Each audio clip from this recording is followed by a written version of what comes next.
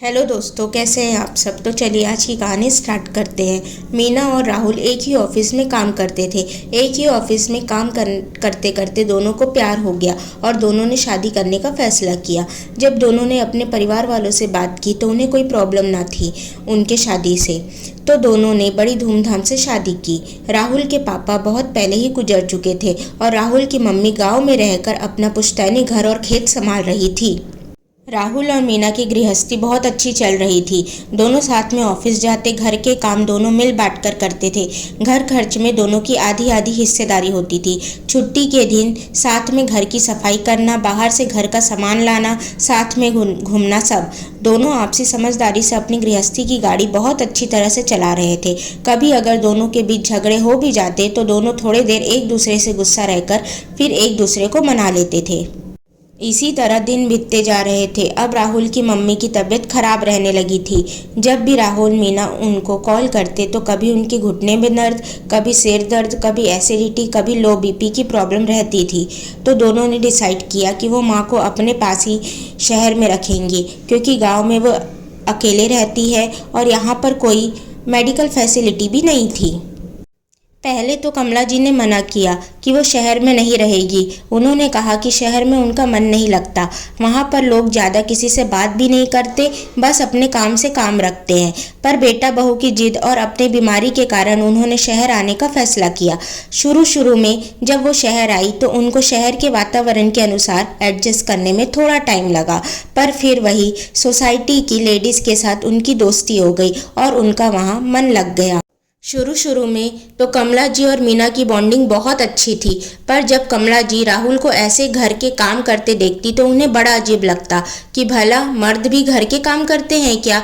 तेरे पापा ने तो कभी भी मेरी कोई मदद नहीं की घर के काम में। मैं भी उनके साथ खेतों में जाकर काम करती थी। कितना भी थक जाऊँ मैं, घर आकर मुझे ही सब करना पड़ता था। राहुल उन्हें कई बार समझाता कि अब समय बदल चुका है, पर कमला जी उनकी सुनती ही नहीं थी। संडे की छुट्टी थी। हमेशा की तरह ही राहुल और मीना मिलकर घर की सफाई कर रहे थे, पर कमला जी को ये बात बिल्कुल भी पसंद नहीं आ रहा था। हद तो तब हो गई जब मीना ने राहुल को बोला कि राहुल, मैं यहाँ डाइनिंग टेबल साफ़ कर रही हूँ, तुम जाकर थोड़े सिंक के बर्तन साफ़ कर दो। तो कमला जी ने मीना को चिल्लाकर बोला कि तुम्हें शर्म नहीं आती जो अपने पति से जूठे बर्तन धुलवा रही हो। तो मीना ने कहा कि मम्मी जी, हम दोनों ऐसे ही मिलकर हमेशा घर की सफाई करते हैं।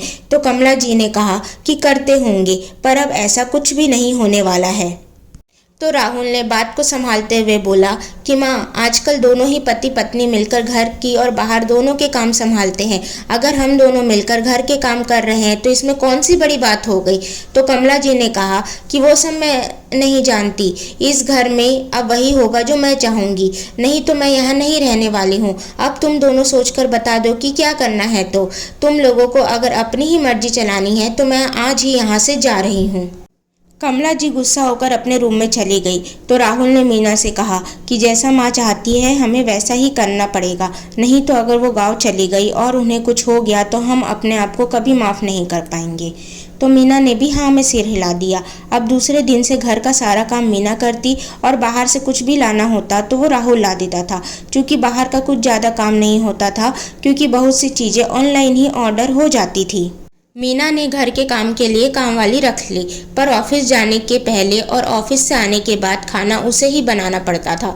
कभी अगर वो बाहर से खाना ऑर्डर करने का सोचती तो कमला जी तुरंत मना कर देती कि मुझसे बाहर का खाना नहीं खिलाता, तो मन मारकर उसे खाना बनाना ही पड़ता। राहुल चाहते हुए भी उसकी कोई मदद नहीं कर पाता था। एक दिन मीना को ऑफिस से आने में लेट हो गई तो कमला जी का गुस्सा 7वें आसमान पर था। जैसे ही मीना घर पर आई तो कमला जी ने कहा कि तुम्हें पता नहीं है क्या, मुझे और मेरे बेटे को 8 बजे तक खाना चाहिए होता है। ये कोई टाइम है क्या घर आने का। मेरा बेटा और मैं भूखे बैठे हुए हैं। तो मीना ने कहा कि मम्मी जी, आज ऑफिस में एक इम्पॉर्टेंट मीटिंग थी इसलिए लेट हो गया। तो कमला जी ने कहा तुम्हें तो पता है ना, मेरा बेटा ऑफिस से काम करके आकर थक जाता है, उसे टाइम से खाना तो मिलना ही चाहिए ना। राहुल ने जैसे ही कुछ बोलने की कोशिश की, कमला जी ने उसे चुप करा दिया।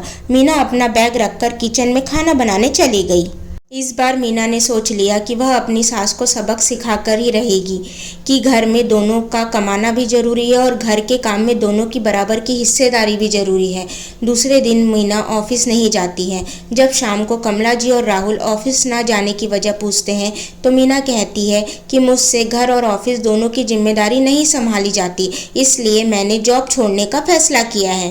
तो राहुल ने तुरंत बोला कि तुमने ऐसे कैसे जॉब छोड़ दिया बिना किसी से पूछे? तुम्हें पता है ना कि कार की और घर की ईएमआई हम दोनों के ही जॉब के भरोसे चल रही है। अगर तुम जॉब छोड़ दोगी तो ईएमआई और घर का खर्चा दोनों मुझ पर ही आ जाएगा। मैं सब चीज़ें कैसे मैनेज करूँगा अकेले? तो मीना ने कहा कि यही तो मैं भी आप लोगों को समझाने की कोशिश कर रही हूँ कि मुझसे भी घर और ऑफिस दोनों की जिम्मेदारी एक साथ नहीं संभाली जाती। आपको भी मुझे घर के कामों में थोड़ा सपोर्ट करना पड़ेगा, तभी मैं ऑफिस और घर का काम अच्छे से कर पाऊंगी। कमला जी दोनों की बातें ध्यान से सुन रही थी, तो मौके की नजाकत को देखते हुए राहुल ने भी कमला जी को समझाया कि माँ, आज के ज़माने में अगर पति पत्नी दोनों कमा रहे हैं तो घर के काम की जिम्मेदारी भी दोनों मिलकर ही उठाएंगे।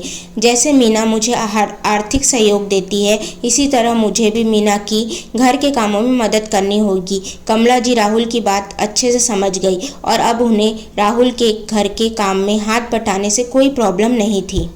दोस्तों, अगर आपको यह कहानी पसंद आए तो प्लीज़ इस कहानी को लाइक करें, शेयर करें एंड चैनल को सब्सक्राइब करें। Thank you.